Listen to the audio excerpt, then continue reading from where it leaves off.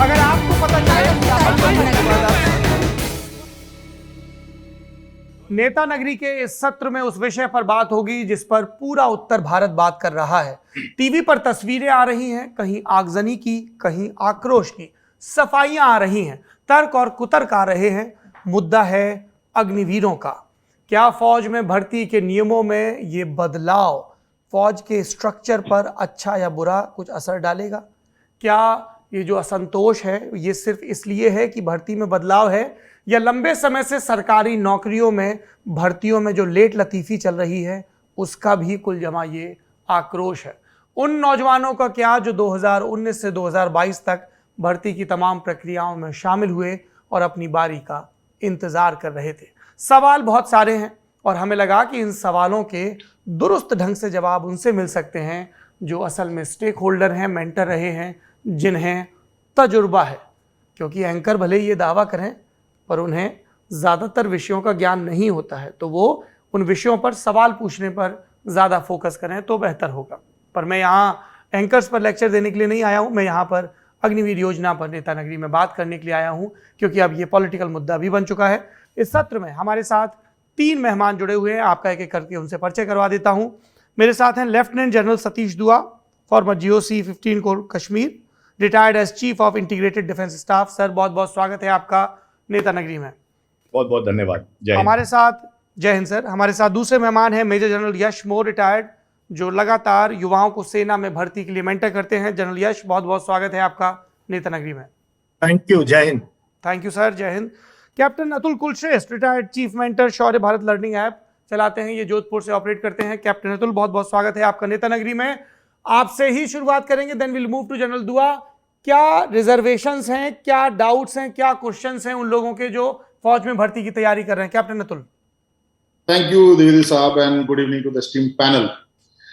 जो सवाल है और जो जिस परिप्रेक्ष्य में जो आप मुझसे पूछ रहे हैं, जो ये आंदोलन हो रहा है और आगजनी हो रही है, सबसे पहले मैं आपके सवाल का जवाब दूं उससे पहले मैं एक अपील करना चाहूंगा उन तमाम छात्रों से जी कि आप एक संवैधानिक रास्ता अपनाएं। यदि आपको लगता है कोई बात ऐसी है जो कि आपको चुभ रही है आपके भविष्य को लेकर, तो उसका एक संवैधानिक रास्ता अपनाएं। इस सब चीजों से आप परे रहें, ये मेरा एक अपील है। जैसा कि आपने पूछा कि जो आपके 2-3 बुनियादी सवाल थे कि क्या इससे फौज के स्ट्रक्चर पे कुछ प्रभाव पड़ेगा, आक्रोश का रीजन क्या है। देखिए, स्ट्रक्चर पे प्रभाव के बारे में बात करेंगे और मेरे सीनियर्स जो हैं शायद ज्यादा इसके बारे में आपको बता पाएंगे, लेकिन मैं उन तमाम छात्रों की आवाज में जरूर आप तक और आपके माध्यम से तमाम पॉलिसी मेकर तक पहुंचाना चाहता हूं, बताना चाहता हूं कि जो हम ये परिस्थिति इस वक्त देख रहे हैं बिल्कुल निंदनीय है, इसमें कोई दो राय नहीं है, लेकिन इस परिस्थिति तक हम आए कैसे, इसके अंडरकरेंट्स क्या है, ये इंपॉर्टेंट है। जब तक हम उन विषयों पे बातचीत नहीं करेंगे, उन विषयों में प्रकाश नहीं डालेंगे, ये बात उन तक नहीं पहुंचा पाएंगे, तब तक मुझे लगता नहीं कि इसका कोई इलाज हो पाए। आप यहां पर ध्यान दीजिए, 3 श्रेणी के ये जो छात्र जो आंदोलन कर रहे हैं और इस आंदोलन के उपरांत ही हम सबका इस पे ध्यान गया है, ये भी एक बात है जिस पे मैं बात करना चाहूंगा, क्योंकि ये छात्र पिछले 2 साल से अपने तमाम जनप्रतिनिधियों के इर्द गिर्द घूम रहे थे। ये छात्र तमाम सिलेक्शन सेंटर्स के इर्द गिर्द अपने आप को क्लैरिटी पाने के लिए घूम रहे थे। 3 कैटेगरी के छात्र हैं द्विवेदी साहब। पहली कैटेगरी आर्मी की मैं बात करता हूं। आर्मी के तमाम बच्चे जो कि अपनी रिक्रूटमेंट की जो प्रक्रिया है, जिसमें दौड़ होती है, मेडिकल होता है और रिटन एग्जाम होता है, उसमें 2 चरण पास कर चुके हैं। दौड़ कर ली उनका मेडिकल हो चुका है, अब वो रिटन एग्जाम का वेट कर रहे हो। रिटन एग्जाम पिछले 18 महीने से एग्जाम की डेट 6 बार चेंज करी गई है, यह कह के कि कोविड के मद्देनजर एक नोटिफिकेशन आता है क्लैरिटी के लिए, कोई स्पोक्स पर्सन AROs में नहीं है, जो कि PRO एक सेट ऑफ ऑफिसर्स का महकमा है, वहां पर कोई है नहीं, और एक नोटिफिकेशन आता है कि कोविड की वजह से ये एग्जाम जो है वो पोस्टपोन किया जाता है जी। और विसंगति इस बात की है द्विवेदी साहब, यहां ध्यान दीजिएगा कि जिस डेट में, जिन टाइमलाइंस में रिटन एग्जाम को पोस्टपोन किया जा रहा है कोविड कह के, उन्हीं सेम डेट्स में किसी और जगह पे सेना अपनी दौड़ की प्रक्रिया को संपन्न कर रही है। दौड़ में जो बच्चे आते हैं उसका एक हुजूम होता है, फॉर एग्जाम्पल जोधपुर यारो की बात करूं, जोधपुर यारो जो अपनी भर्ती प्रक्रिया करता है, तकरीबन 35,000 बच्चे दौड़ के लिए आते हैं, जिसमें से एक दिन में 5 से 6,000 बच्चों की दौड़ होती है। तो दौड़ आप करा रहे हैं, 5 से 6,000 बच्चों का आप एक रश को हैंडल कर रहे हैं। कोविड चल रहा है और कोविड के ही नाम पर जिस भर्ती के रिटन एग्जाम में केवल 1000 बच्चे बैठने हैं, आप उसको टाल रहे हैं। बच्चा इसको भी मान रहा है, बोल रहा है ठीक है मैं तैयारी कर रहा हूं। तो ये क्लैरिटी नहीं देना और ये कहते रहना कि आपको फ्रेश डेट्स बताई जाएंगी और उसके बाद यकायक आप एक नई स्कीम लेके आते हैं और पुराना को सब खारिज कर देते हैं। आक्रोश का कारण ये है। दूसरी कैटेगरी में आपको बताता हूं द्विवेदी साहब, एयरफोर्स के बच्चे 2020 में भर्ती की प्रक्रिया निकली, उन्होंने अपना एग्जाम दिया, उसके बाद एग्जाम वगैरह सब हो गए, उनका रिजल्ट पेंडिंग है और रिजल्ट डिले हो रहा है कोविड की वजह से। ये कैसा तर्क है? दूसरी एक और तीसरी कैटेगरी में आपको बताता हूं, एयरफोर्स के बच्चे मेरिट लिस्ट भी आ गई है, उनकी ज्वाइनिंग पेंडिंग है, उनको ज्वाइनिंग लेटर नहीं मिल रहा है, उनका मेरिट लिस्ट में नाम है, और आप इन तीनों कैटेगरी का जो मजमा है, उसके अरमान, उसकी शिद्दत, उसका जज्बा आप एक सिरे से खारिज कर देते हैं। आक्रोश इस बात का इन बच्चों में, हमें इस बात को समझना होगा और हमें उनके संग न्याय के लिए आवाज उठानी होगी। मुझे लगता है कि ये तो एक षड्यंत्र हो गया। हम बच्चों से झूठ बोल रहे हैं कोविड का नाम लेके। और क्या संवैधानिक तरीके से, एक ऑनेस्ट गवर्नेंस से क्या ये उम्मीद नहीं करनी चाहिए कि हमको क्लैरिटी दी जाए, हमें बताया जाए कि बेटा हम इस प्रक्रिया पे काम कर रहे हैं, भविष्य में सेना का रूप ये होगा, अब यदि मेरी मर्जी होगी तो मैं जाऊंगा, नहीं मर्जी होगी मैं दूसरा करियर अपनाऊंगा। लेकिन आप मुझसे क्या बोल रहे हैं? होगा होगा होगा। यहां पर आक्रोश है। और ये बच्चे, और मुझे तो ताज्जुब होता है तमाम जनप्रतिनिधियों के अब रिएक्शन पे, चाहे वो किसी भी पार्टी के हो, अब उनको मालूम पड़ रहा है कि ऐसा हो गया। तो किस बात के जनप्रतिनिधि हैं वो? उनको अपने और ये सिस्टम जो था, वहां तो तहसील लेवल तक एक वार्ड लेवल तक एक प्रतिनिधि जाता है, या उनको नहीं पता कि तो ये तो फेलियर ऑफ अंडरस्टैंडिंग ऑफ सो ये अगर आप एग्जाम करा दीजिए, कल आप डिक्लेयर कर दीजिए हम पुराने एग्जाम कराएंगे, मैं गारंटी से कहता हूं कि कोई बच्चा सड़क पे नहीं होगा। इस चीज को हमें एड्रेस करना चाहिए। बाकी फौज में क्या होना है उसके बारे में हम चर्चा करेंगे डिटेल, इसी के लिए आपके साथ हैं और मैं चाहूंगा कि मेरे सीनियर्स इस बात yes captain, I will come to you on that point. बच्चों की जी जनरल सतीश दुआ, इस चीज पर लगातार सवाल उठ रहे हैं। कोई कह रहा है कि जो बार बार सरकार की नियत है और देश की भी जरूरत है कि आर्मी का मॉडर्नाइजेशन हो, थिएटर सिस्टम आया, सीडीएस का पद आया, ये बात कही गई कि टेक्निकल ट्रेनिंग की और ज़रूरत है। ये कहा गया कि जो कॉलोनियल स्ट्रक्चर था, ब्रिटिश स्ट्रक्चर था आर्मी का, उसमें तब्दीलियों की ज़रूरत है, फोर्स को लीन होना होगा, उसकी एजिलिटी बढ़ेगी वगैरह वगैरह। और उसी क्रम में कहा गया कि तमाम रिफॉर्म्स की ज़रूरत है। चाइना समेत कई देशों का उदाहरण दिया गया, कहीं पर नंबर ऑफ सोल्जर्स घटाने को लेकर और कहीं इस तरह के रिक्रूटमेंट प्रोसेस को लेकर। आप इस अग्निवीर योजना को किस तरह से देखते हैं? क्या सरकार ने और फौज ने और तमाम तंत्र ने पर्याप्त कंसल्टेशन नहीं किया? क्योंकि हमने देखा कि ऐलान के 72 घंटे के भीतर एक तब्दीली करनी पड़ी कि 21 से 23 एज करनी पड़ी। और कैप्टन ने जो सवाल उठाया कि कई जो भर्तियां अधूरी पड़ी हैं या लगभग पूरी होने के मुहाने पर हैं, उनको कंसीडर नहीं किया गया। How do you look at it sir, this reform so called? Thank you Saurabh. मैं इसको दो या शायद अब कैप्टन अतुल के जो वक्तव्य के बाद शायद 3 भागों में बांटना चाहूंगा। सर, पहला है कि जैसे आपने अभी बताया कि क्या वजह है कि हम एक अपना एक पैटर्न, रिक्रूटमेंट पैटर्न बदलना चाहते हैं, क्योंकि हम एक यंगर आर्मी चाहते हैं, मोर टेक सेवी आर्मी चाहते हैं, और शायद अपना पेंशन बिल भी कम करना चाहते हैं ताकि मॉडर्नाइजेशन की जा सके। वो है एक पहलू। दूसरा पहलू है कि 4 साल के बाद क्या जो 75% नहीं जाएंगे, यानी कि नहीं दोबारा एब्जॉर्ब किए जाएंगे, उनका क्या, उनको जॉब एवेन्यूज क्या मिलेंगी, उनके लिए क्या एश्योरेंसेज हैं, कुछ प्रायोरिटी वगैरह अनाउंस की गई है, उसके बारे में मैं बात करूंगा। वो एक चिंता का विषय है। और जो आज हम सड़कों पे देख रहे हैं गुस्सा, वो मेजरली उस इनसिक्योरिटी से है। जो कैप्टन अतुल ने चीजें रेज की हैं वो है कि पिछले 2 साल में जो प्रक्रिया रिक्रूटमेंट की नहीं हो पाई ठीक से, उन्होंने कुछ उदाहरण दिए जिससे पता लगता है कहीं पे ज्यादा हुई, कहीं पे कम हुई, तो वो एक कोविड का बहाना लेके किया जा रहा है या फिर कई अलग अलग ऑर्गेनाइजेशंस ने अलग अलग तरीके से इसको डील किया। तो वो भी एक रोष का विषय है। पहली बात, आर्मी, मैं जब भी गलती से आर्मी कहूं क्योंकि मैं आर्मी ऑफिसर हूं, तो मेरा मतलब arm forces, army, navy, air force, तीनों को इकट्ठे बात कर रहा हूं मैं। हमारी आर्मी की एज प्रोफाइल बहुत ज्यादा है अगर आप विश्व की बाकी आर्मी से तुलना करें, तो इसलिए एज प्रोफाइल कम करने की जरूरत है। मैं उदाहरण दूंगा, हमारी आर्मी की एज प्रोफाइल है 32 ईयर्स एवरेज एज, जबकि इस अग्निपथ स्कीम के द्वारा कुछ सालों बाद, अभी नहीं, जब इसमें ज्यादा अग्निवीर आ जाएंगे तो फिर उसकी एज प्रोफाइल 26 ईयर्स हो जाएगी। विश्व में जितनी भी सेनाएं हैं, आर्मीज हैं, बड़ी बड़ी आर्मीज हैं, उन सब का एज प्रोफाइल कम होता है, यानी कि वो यूथ पे चलती है। हमारी आर्मी अपनी ट्रेडिशनल आर्मी है। हमें इस सिस्टम से, हम सभी वेटरन्स कहते हैं, हमें कोई इस सिस्टम में कोई शिकायत नहीं है, हमारा सिस्टम बड़ा अच्छा चल रहा है, इसको क्यों बदल रहे हो। मेरा मानना है कि इसमें काफी चर्चा हुई है 2 सालों से। आप और हम जितने इस पैनल में बैठे हैं, जितने वेटरन्स हैं, वी आर नॉट प्रिवी, यानी हमें नहीं मालूम है क्या डिस्कशन पॉइंट्स हुए थे और क्या क्या चीजें कंसिडर करी और फिर उसके बाद में कैसे इस नतीजे पे पहुंचे। लेकिन एज प्रोफाइल कम होगा, इसमें कोई दो राय नहीं है। एज प्रोफाइल कम होना एक अच्छी बात है।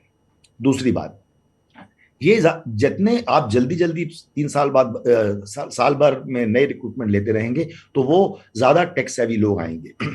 मेरी जनरेशन के लोगों ने मोबाइल फोन चलाना नहीं आता था, हमें ये आईपैड नहीं पता लगता। आजकल के बच्चे वो सब चीजें ऑटोमेटिकली करते हैं। तो आजकल टेक्नोलॉजी की ज्यादा जरूरत है और आने वाले समय में जैसे नई पीढ़ी आएगी तो वो ज्यादा इन चीजों पर अडेप्ट कर पाएंगे। सैलरीज और पेंशन का बिल हमारा इतना ज्यादा है, ओवर 80, नियरली 85% हमारा डिफेंस बजट जो है वो सैलरीज और पेंशन में जाता है। तो लिहाजा हमारे पास मॉडर्नाइजेशन के लिए कम किटी रह जाती है, कम धनराशि रह जाती है। तो ये एक और तरीका है जिससे कि हम इधर बचाव करके उधर हम मॉडर्नाइज करें, क्योंकि आने वाले समय में ये सिर्फ जैसे हम देख रहे हैं रशिया यूक्रेन की लड़ाई में, जो drones, missiles, precision guided weapons, aircraft, तो ये सब चीजें ज्यादा हावी हो रही हैं। अब रही बात कि इसकी सर्विस कम होगी तो क्या हमारा नजरिया बदल जाएगा, हमारी कॉम्बैट पावर कम हो जाएगी, हमारी रेजिमेंटल जज्बा, जोश, जुनून कम हो जाएगा। तो मैं आपको एक बात बताना चाहूंगा कि 1970s तक, आज से 45 साल पहले तक, हमारी जवानों की service, colour service 5 to 7 years थी। और उस 7 साल के जवान के साथ, 7 साल सर्विस करने वाले जवान के साथ में हमने 71 वॉर लड़ी और 71 के ऑपरेशन में भारतीय सेनाओं ने मिलकर क्या करतब किए वो सबको मालूम है। तो ये कह देना कि क्योंकि उनकी कम सर्विस होगी उनमें वो जोश और जज्बा नहीं होगा, शायद इसे हमें ट्राई करे बगैर नहीं मान लेना चाहिए। दूसरी तरफ ये कहा जा रहा है कि इनके पास इनको, क्योंकि इनका पे पैकेट कम है बाकी जवानों के मुकाबले, क्योंकि इनकी जो डेथ बेनिफिट्स हैं, अगर लड़ाई में जान जाती है, वीरगति को प्राप्त होता है एक जवान, तो उसका पे पैकेट, उसका जो डेथ बेनिफिट्स हैं वो रेगुलर जवान के मुकाबले कम हैं, तो इस वजह से शायद इनमें वो जोश नहीं आएगा। तो ऐसा कहने वालों के लिए मैं ये पूछना चाहूंगा, कितना पे पैकेट काफी है एक आदमी को अपनी जान दांव पे लगाने के लिए? कितने डेथ बेनिफिट काफी हैं? इसकी कोई तुलना नहीं है, कोई कीमत, कोई गिनती नहीं है। जो एक आदमी लड़ता है, हम जनरल यशमोर भी यहाँ बैठे हैं, हम जब अपने काम करते थे, हमारी सर्विस पे स्लिप आती थी, हम अपनी पे स्लिप में देखते तक नहीं थे कि कितनी हमारी पे आई है। तो जज्बा और जोश अच्छी लीडरशिप, मोटिवेशन यूनिट के नाम से बनता है, ना कि ये, यानी कि मैं ये कहूंगा जरूरी नहीं है कि क्योंकि उसकी सर्विस सिर्फ 4 साल है तो 4 साल में वो ये एब्जॉर्ब नहीं कर पाएगा, इम्बाइब नहीं कर पाएगा स्पिरिट। 4 साल कम है साहब। कारगिल में, और मैं कश्मीर में कोर कमांडर रह चुका हूं, आप दर्शकों को बता चुके हैं, कारगिल में और कश्मीर में जितने भी जवान वीरगति को प्राप्त होते हैं, ऑफिसर वीरगति को प्राप्त होते हैं, सब ज्यादातर 25 साल से कम उम्र के हैं। 25 साल में सर्विस से 25 साल उम्र से कम उम्र वाला जो अफसर होता है, 21 या 22 साल में उसने कमीशन ली है। ये दिल मांगे मोर वाला कैप्टन विक्रम बत्रा, अनुज नैयर, मनोज पांडे, विजेन थापर, ये सारे 25 साल से कम उम्र के थे, और ऐसे ही कई और नाम गिनाए जा सकते हैं। तो इतनी कम उम्र में, इतनी कम सर्विस में इनके जज्बे में फर्क नहीं आया था साहब। मेरा कहने का तात्पर्य सिर्फ ये है कि एक चीज को हम राइट ऑफ ना कर दें इस बिना पे, क्योंकि इसमें कुछ और खामियां नजर आ रही हैं, और मैं उन खामियों की बात करूंगा। हाँ, इसमें कुछ खामियां हैं और सरकार को चाहिए उसकी ओनरशिप लेना। 4 साल बाद जब एक यंग जवान लड़का, या बाद में लड़कियां भी आएंगी, सिविल स्ट्रीट में जाता है, उसको क्या एश्योरेंसेस हैं जो आज मंत्रालयों से या होम मिनिस्ट्री से, गृह मंत्रालय से आया है, अनाउंसमेंट आया, कई चीफ मिनिस्टर्स ने अनाउंस किया कि हम प्राथमिकता देंगे। प्राथमिकता is not a guarantee, job guarantee नहीं है। उनको सीएपीएफ में या यानी पुलिस फोर्सेस में, पैरामिलिट्री फोर्स में जॉब, इनको कहीं ना कहीं एब्जॉर्ब करना, इस बात की जिम्मेदारी सरकार को लेनी चाहिए। आर्मी अपना काम करेगी, इनको कैसे पुख्ता और जोशीले जवान बनाएं ताकि हमारी कम्बैट पावर ना कम हो, जिसकी मैं डिस्कशन कर चुका हूं, वो आर्मी लीडरशिप का काम है या आर्म फोर्सेस की। इनको बाद में सेटल करना और ये देखना कि ये एक समाज के लिए बोझ ना बढ़ जाए और बाद में कुछ और किस्से ना हो जाएं, ये काम हमारे देश की लीडरशिप का है, गवर्नमेंट का है। आखिरी चीज मैं ये कहना चाहूंगा, जो कैप्टन अतुल ने कहा, जो इनका कहना है वो जायज है, क्योंकि 2 साल से एस्पेरेंट्स जो हैं वो बैठे हुए हैं, इंतजार कर रहे हैं। किसी का टेस्ट हुआ, किसी का रिटन टेस्ट नहीं हुआ, दूसरा टेस्ट हुआ, किसी का मेडिकल नहीं हुआ, किसी को कॉल लेटर नहीं आया। ये एक अनडिजायरेबल सी बात है, वो फ्रस्ट्रेट हो रखे होंगे, लेकिन ज्यादा इसका इस अग्निपथ स्कीम से कोई लेना देना नहीं है।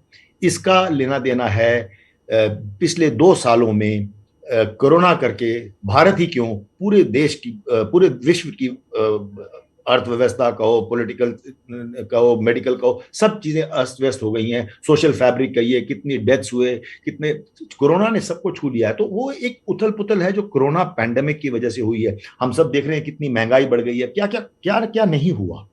तो लेकिन आज यानी कल रात को ये जो आक्रोश इन्होंने, वो हम सब कह चुके हैं ऑलरेडी कि ये तरीका नहीं है अपनी नाराजगी जाहिर करने का, जो हम देख रहे थे कल से अलग अलग शहरों में जो युवा पीढ़ी सड़कों पे उतर आई है, आर्सनी हो रही है, पथराव हो रहा है। लेकिन फिर भी गवर्नमेंट ने कल रात को लेट अनाउंसमेंट की है और पहले साल के लिए उन्होंने 2 साल इसकी एज रिलैक्स की, ताकि जो पिछले 2 सालों में नहीं कर पाए वो दोबारा अपने वो रिक्रूटमेंट में आ सके। ये 1 टाइम वेवर दिया गया है। तो उन्होंने कुछ हद तक आई बेग योर पार्डन, कुछ हद तक गवर्नमेंट ने ये रिलैक्सेशन दे करके उन एस्पिरेंट्स को एक मौका और दिया है। धन्यवाद Saurabh. Thank you general Dua, we'll come back to you. General Yash, आप क्या बात कहना चाहेंगे इस पर, इस पूरी स्कीम पर, इसके इम्प्लीमेंटेशन के तरीके पर? और एक जो सवाल ये पूछा जा रहा है कि क्या इस रिफॉर्म को इम्प्लीमेंट करने का एक बेहतर तरीका हो सकता था? क्या सरकार सबसे पहले उस प्रेशर को रिलीज कर सकती थी जो 2 साल से ठीक से भर्ती नहीं हुई, उसकी वजह से बिल्डअप हुआ? क्या सरकार पहले ये सुनिश्चित कर सकती थी कि एयरफोर्स समेत तमाम जो भर्तियां पेंडिंग हैं उनको पहले कंप्लीट किया जाए? क्या सरकार ये इम्प्लीमेंट कर सकती थी कि एक साथ धीमे धीमे रैली में ग्रेजुअली नंबर नीचे आए और अग्निवीर योजना को भी इंट्रोड्यूस किया जाए, ताकि वो जो मैसेजिंग है या एकदम से जो इरप्शन हुआ है उसको कंटेन किया जा सके? जो भी एक क्रिटिसिज्म आ रहा है उसको लेकर, और जो फिर दूसरे पक्ष की तरफ से आ रहा है कि this is very important, pension bill और बाकी सब चीज़ों की बात हो रही है। General Yash. Thank you. पहली बात तो मुझे बहुत अच्छा लगा, कैप्टन अतुल तो बिल्कुल जुड़े हुए बच्चों के साथ, तो वो सब समझते हैं। और जनरल दुआ जो है सीनियर रैंक पे रहे हैं, वो भी एक पूरी, उन्होंने कई चीजें विस्तार में बताई कि ये स्कीम कैसे आई और इसमें क्या क्या खामियां आई है। मैं सबसे पहले स्टार्ट करूंगा कि ये क्यों नौजवान में रोष क्यों है, क्यों इसमें ये उन्माद सा क्यों है। ये सीधा के सीधा इसलिए है कि कहीं ना कहीं जो है हम सबका फेलियर रहा है। हम सब मिस, जो हमारे अभी यूनिफॉर्म में हमारे साथी हैं वहां पे, कि जब ये भर्ती दफ्तरों के चक्कर काट रहे थे, जब ये यहाँ दिल्ली भी आए हैं बच्चे फरवरी मार्च में, इन्होंने रक्षा मंत्री को अप्रोच किया हर रैली में उनको जाके, पार्लियामेंट में सवाल उनके नुमाइंदों ने उठाए, जनाब क्यों नहीं हो रही रैली, तो सबको कहा गया कोविड की वजह से, वो जो कि अब पता लग रहा है वो कोविड रीजन नहीं था। इसका मतलब एक ट्रस्ट डेफिसिट है, एक कहीं ना कहीं बच्चे सोच रहे हैं हमारे साथ धोखा हुआ है, और ये साफ भी नजर आ रहा है। अब हम छुपा नहीं सकते मुंह की हम बड़ी तगड़ी स्कीम लेके आए। अब पहले वाले को ये लिटिगेशन में जाएंगे सारे केस, और बच्चे ना, ये गांव के बच्चे हैं, ये परेशान हो जाएंगे, कहाँ वकील हायर करें, क्या करें, क्योंकि किसी के पास ज्वाइनिंग लेटर है, किसी का मेडिकल, तो ये बहुत जबरदस्त नाइंसाफी हुई है बच्चों के साथ। और मैं पहले दिन आपको हैरानी होगी, जब कोई इस इशू का, सब आराम से बैठे हुए थे, ये किसी के दरबार, ये हम लोग समझ रहे थे इस इशू को। मैंने इस पे लिखा और इस पे बातचीत की 6-7 महीने पहले। सबने कहा सर आप तो कम से कम आप गांव से जुड़े, तो मैंने इस पे बात की कि क्यों नहीं भर्ती हो रही, कुछ हुआ नहीं, तब तक लग रहा था ये चल रहा है। तो इसका मतलब सर्विस हेडक्वार्टर्स भी, एमओडी भी, और पूरा रिक्रूटमेंट का तार इस बात पे रुका हुआ था कि कोई आदेश आएगा तो हम करेंगे। सो ये ऐसा तरीका नहीं है फौज में काम करने का। लीडरशिप का भी रोल बनता है कहीं ना कहीं कि यार भर्ती क्यों नहीं, भर्ती करो इन लोगों को। तो पहला तो ये है। दूसरा था, जब ये स्कीम सोची गई थी, अब 2020 के आर्टिकल उठा के देखो, और ये आई थिंक एमओडी ने ही इंफॉर्मेशन डिफेंस कॉरेस्पॉन्डेंट्स को दी है। इसका प्लान था तब, ये नाम तो बाद में रखे गए हैं, ये टूर ऑफ ड्यूटी था, ये फॉरेन से लिया हुआ कॉन्सेप्ट है। उसमें था 100 अफसर और 1000 जवान, 100 अफसर और 1000 जवान के लिए आनी थी। चलो ठीक है, कुछ लोगों को नहीं मौका मिला, वर्दी पहनने का शौक है, आ जाओ भाई, कर लो नौकरी, and you become an ambassador of the army. बाकी जगह ना हम कॉपी करता चाहते हैं यूएस को, सिंगापुर को, वो देश हमारे अलग है। यहाँ जवान आता है गांव से, अफसर है शहर का, जवान हिंदी अपनी मातृभाषा बांटते हैं, हम इंग्लिश में करते हैं। तो देयर इज अ डिस्कनेक्ट, ये पहचान लेना चाहिए। रियलिटी है इंडियन आर्मी की, जो कि धीरे धीरे भी ठीक हो रही है। तो जो टूर ऑफ ड्यूटी था, ये कम लोगों के लिए था।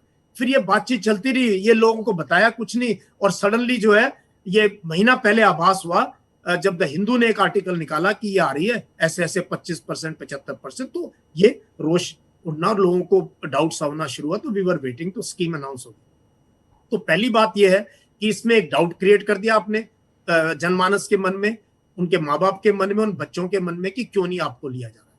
तो ये है। दूसरा इशू था जो मैं जलदुआ ने कुछ बातें बताई, एज प्रोफाइल की। Age profile yes, young army होनी चाहिए। 99 में हमने रियलाइज किया था, इसीलिए हमने कमांडिंग, मैं और जब जलदुआ सीओ बने, हम लोग तो 20-21 साल की सर्विस में सीओ बने, अब बन रहे 14-15 साल में सीओ बन रहे हैं। तो एज प्रोफाइल हमने ठीक कर दी ऑफिसर्स की। जवानों की एज प्रोफाइल का कभी इशू आया ही नहीं, क्योंकि जवान उतना ही फिट है जितना उसका लीडर फिट है। जलदुआ इज नोन फॉर फिटनेस, मेरी भी फौज में यही फितरत रही है। मैं किसी भी उम्र में जवानों के साथ दौड़ने में हम शौक रहे। तो 32 में मैराथन दौड़ना शुरू करते हैं लोग, 40 साल। तो फिटनेस का, जवानों की फिटनेस पे कभी सवाल नहीं उठा है। तो ये अब आया, ये इस स्कीम को मास्क करने के लिए इशू हम ला रहे हैं। दूसरा टैक्स हैवी। टैक्स हैवी कहां से हो जाएंगे, तो वही पॉपुलेशन है ना, टैक्स हैवी है, मोबाइल सबके पास है, स्मार्टफोन है, सारे जवानों के पास, ये तो वही पूल है। कोई एक्स्ट्रा नहीं आ रहे हैं, कई इंजीनियरिंग कॉलेज से तो वैसे ही कॉर्पोरेट में नहीं जा पा रहे हैं, तो भर्ती होने नहीं आ रहे। ये वही पूल है, वही गांव के बच्चे हैं, वही भर्ती होने आ जा रहे हैं। कोई नया, कोई सडनली कोई हम ऐसी कोई इजाद नहीं है स्कीम के अंदर, वो भी नहीं है। तीसरी चीज थी कि जो है इसका जो है अनाउंसमेंट और इसको लाने का। तो ये जो है पूरा का पूरा अनथॉट ऑफ स्कीम है, इसमें ट्रायल नहीं हुआ, कोई टेस्ट बेड नहीं हुआ। आई विश, जैसा कि पिछले सीडीएस के कई जगह पे भी नोट आ रहे हैं, उनके वीडियो आ रहे हैं कि ये ट्रायल लाना चाहते थे 5000 के साथ, स्टार्ट हुआ था 1000 के साथ, अब सीधा 45,000 46,000 एक साथ लाना चाहते हैं। ये ट्रांसफॉर्मेशन चाहिए आर्मी को। मैं टोटली ट्रांसफॉर्मेशन के लिए हूँ। इस आर्मी में कई कॉलोनियल चीजें हैं। हमारा रेजिमेंटल सिस्टम को भी हम देख सकते हैं। We need all India all class. मुझे सबसे अच्छी चीज स्कीम में जो लगी है वो है इसमें all India all class character. मैं all India all class regiment को, तो हमें तो, मुझे कोई प्रॉब्लम नहीं है। एक सेक्शन में आप असम से लेके तमिलनाडु, केरल और कश्मीर के बच्चे डाल दो, दिल फाइट है। ऐसा मैं नहीं मानता कि लोग अपनी जात के लिए लड़ते हैं। लोग लड़ते हैं लीडर कैसा है, उसकी यूनिट कौन सी, उसका नंबर कोई भी दे दो, झंडा कोई भी हो यूनिट का, they will fight well provide the leader is fit.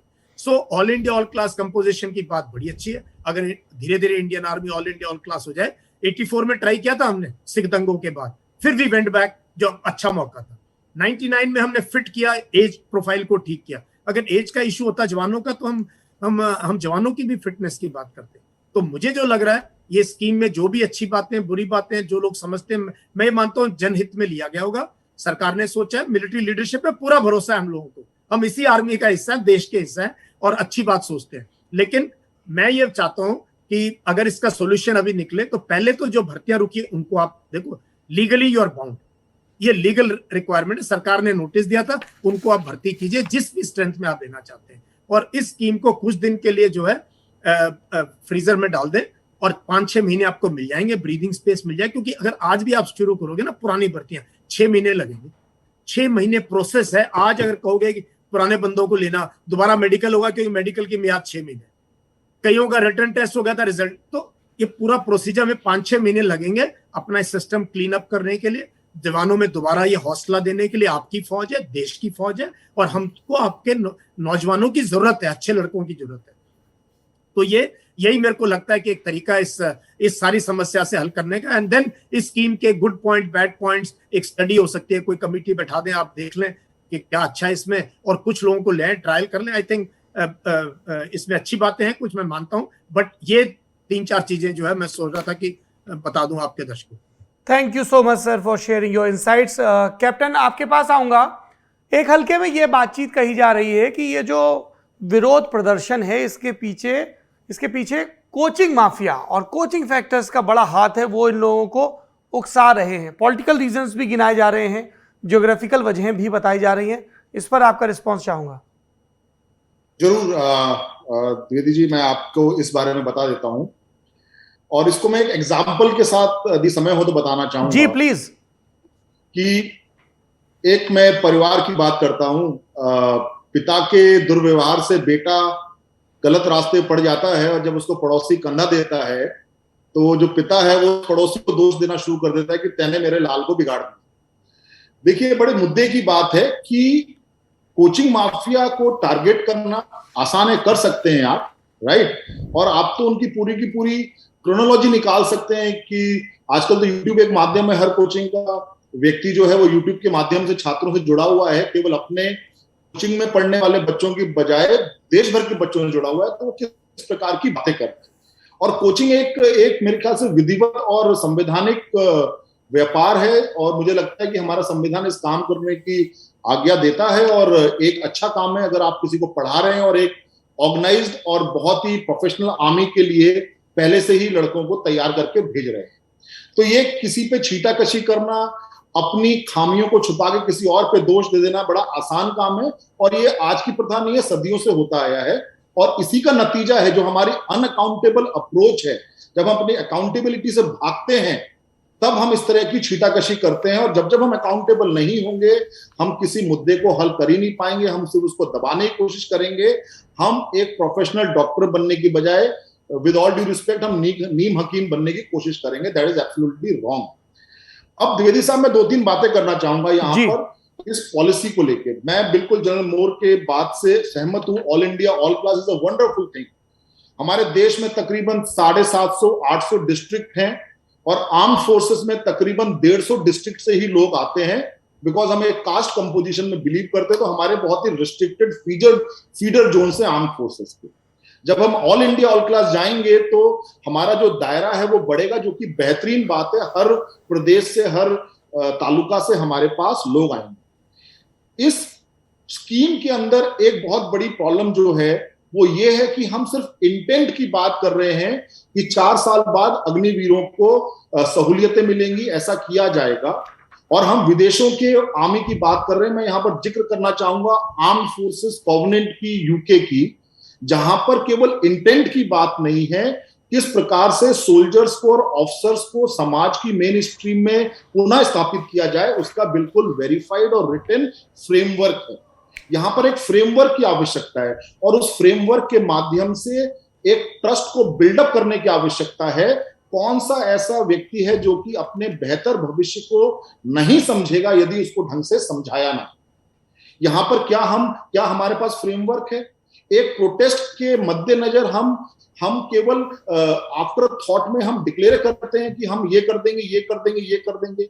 जिन भी स्टेट्स ने ये कहा कि हम अपने पुलिस फोर्सेस के अंदर या हम अपनी और नौकरियों में रिजर्वेशन, मतलब हम प्राथमिकता देंगे, तो क्या उन्होंने अपने पब्लिक सर्विस कमीशन के नियम कायदों में चेंज किया? क्या ये पर्सनैलिटी बेस्ड रह गया है? कल को सरकार किसी और पार्टी की होगी, बोलेगी हम तो इस बात को नहीं, हमारी इससे कोई ताल्लुक नहीं है, हमारे यहाँ तो जो सिस्टम चल रहा है चल रहा है। क्या इन बच्चों को जो अग्निवीर बनेंगे बेहतरीन है? हम तो कहते हैं हमारी पूरी शिद्दत, हमारी पूरी श्रद्धा है आपके थॉट प्रोसेस में। क्या आपने इनको एक्स सर्विसमैन कैटेगरी दे रहे हैं? क्लैरिटी चाहिए। देखिए, जब आप एक सोशल डायसेक्शन कर रहे हैं, हमारी सामाजिक व्यवस्था के सोच के जब आप विपरीत पूरी प्रणाली लेके आ रहे हैं, तब बहुत आवश्यक है कि हम एक ट्रस्ट को बिल्डअप करें और जितने एट्रीब्यूट्स हैं जिनके बारे में हम बात कर सकते हैं उस ट्रस्ट को डालने के लिए उसको हम डालें।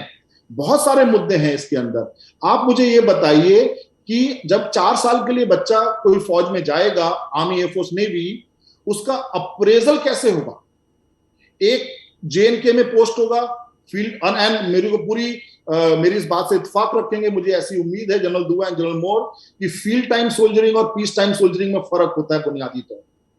एक जवान को जो फील्ड में है उसको अपनी कार्य क्षमता का प्रदर्शन करने का बेहतरीन मौके मिलते हैं जो कि हाईली प्रोफेशनल होते हैं। हम कैसे अप्रेज करेंगे इनको? हमारा अप्रेजल सिस्टम क्या होगा? उसके बावजूद मैं एक और चीज पूछना चाहता हूं। हम बात करते हैं टेक्नोसेवी की, रिक्रूटमेंट हमने केवल एक इनटेक का जो टर्म्स है वो बदली है। क्या हमने रिक्रूटमेंट पैटर्न बदला है? हमारा रिक्रूटमेंट पैटर्न आज भी वही है। हमें चाहिए तो टेक्निकल बंदा, लेकिन तू 1600 मीटर की दौड़ पहले। हमें तो चाहिए तो टेक्निकल बंदा, पर तुम्हारा एग्जाम होगा बेटा कि लाल किला कहां पर है और गेटवे ऑफ इंडिया कहां पर है, जीके के सवाल आएंगे और 2/10% में कैसे होगा ये बता दो।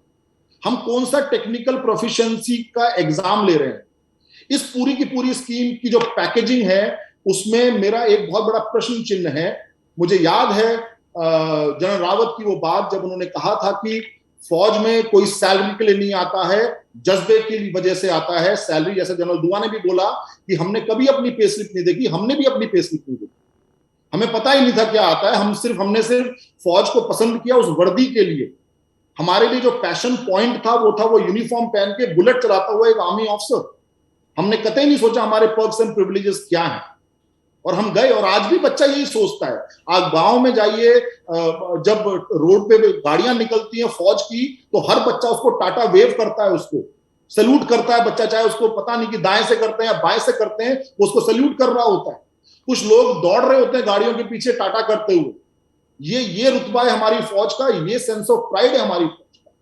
और रही बात, हमारा सामाजिक परिवेश कहता है सेंस ऑफ सिक्योरिटी, और सेंस ऑफ बिलोंगिंगनेस जो है वो सेंस ऑफ सिक्योरिटी से ही आता है। और सेंस ऑफ बिलोंगिंगनेस के बिना ना तो फौज चल सकती है, ना कोई ऑर्गेनाइजेशन चल सकती है। यहां पर अगर हम सेंस ऑफ सिक्योरिटी की बात नहीं करते हैं तो मुझे बताइए, जिन महिला ऑफिसर्स का terms of recruitment, terms of intake एक शॉर्ट सर्विस के लिए था, उन्होंने परमानेंट कमीशन के लिए कोर्ट में केस किया और हमारे माननीय सुप्रीम कोर्ट ने उनको उनके फेवर में डिसीजन दिया।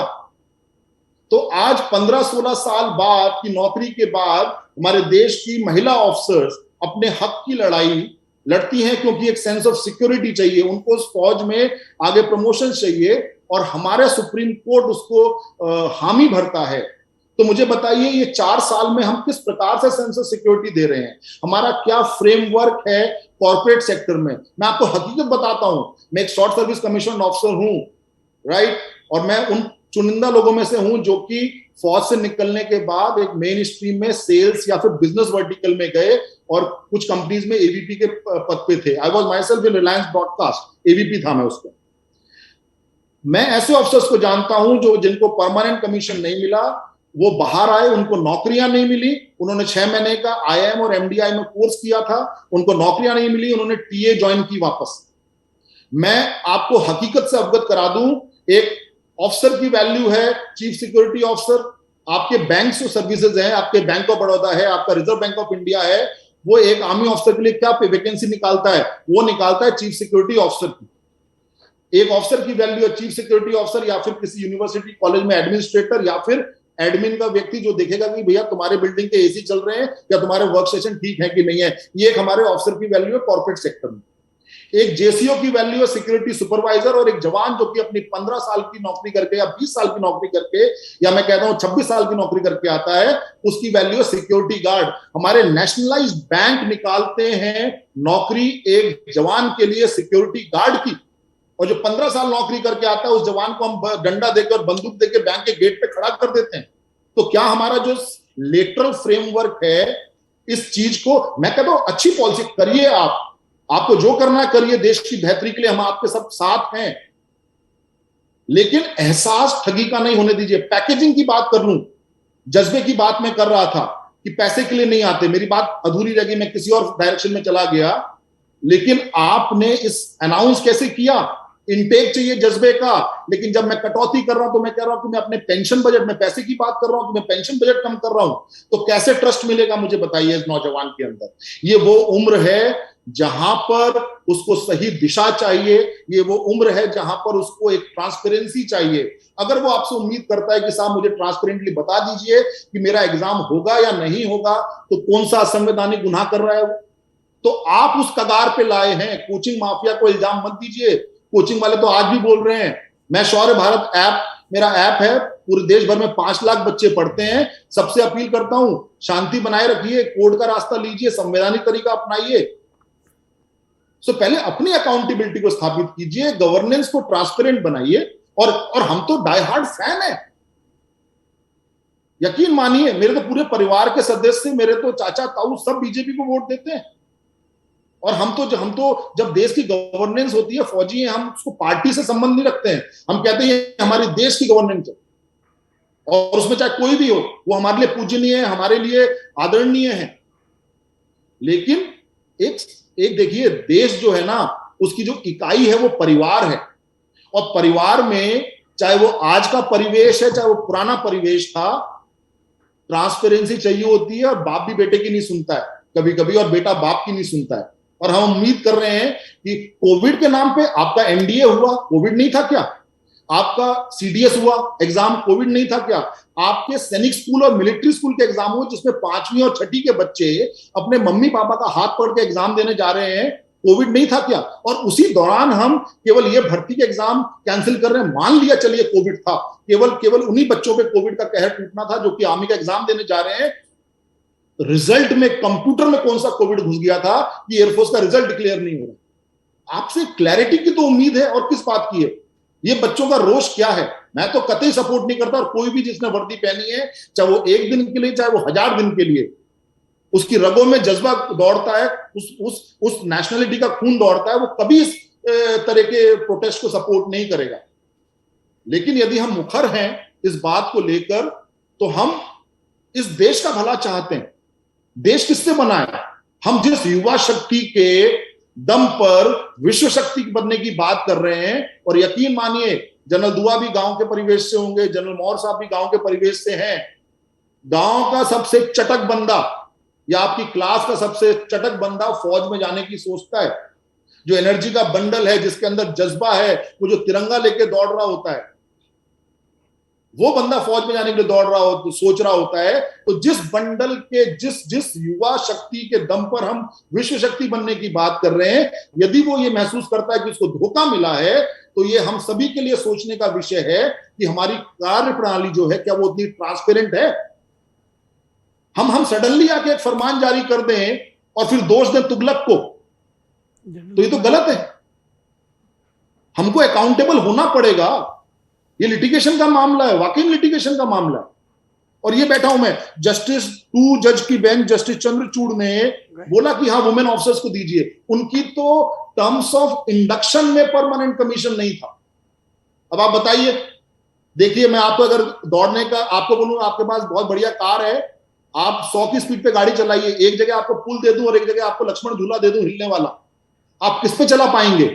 साहब, बंदूक चलाने के लिए अगर मेरे मन में ख्याल रहेगा ना कि 4 साल बाद मेरा क्या होगा, तो वो ट्रिगर नहीं दबेगा। अगर मेरे मन में ये ख्याल रहेगा ना कि मेरे जाने के बाद मेरे परिवार का क्या होगा, तो ट्रिगर नहीं दबेगा। और ये एक व्यवहारिक बात है, इससे कोई डिनाई नहीं कर सकता। हमने नौकरी करी है सीआई ऑप्स के अंदर, हमने नौकरी करी है आईएलटी के अंदर, एलसी के ऊपर। एक सामाजिक हमारे देश का जवान आता कहां से? गांव से आता है। और उस गांव में फौज की नौकरी, देखिए नौकरी है, और अगर पैसे से अगर कोई मकसद नहीं है ना, तो मुझे लगता है सभी पब्लिक सर्वेंट को तनख्वाह छोड़ देनी चाहिए। बिल्कुल, और ये लगातार सवाल पूछा भी जा रहा है पेंशन को लेकर, और इसीलिए एक नया टर्म भी कॉइन किया गया, सदनवीर। विधायक होते हैं, सांसद होते हैं, हर जगह की पेंशन लेते रहते हैं, और इनको पेंशन में एक और बात भी आई कि अगर 5 साल की सर्विस रखते 4 की जगह तो ग्रेचुटी का मसला आता। तो सवाल तो लगातार पूछा ही जा रहा है जी। Why 4 years? हाँ तो आपने तो सब कुछ तोल दिया पैसे से जी।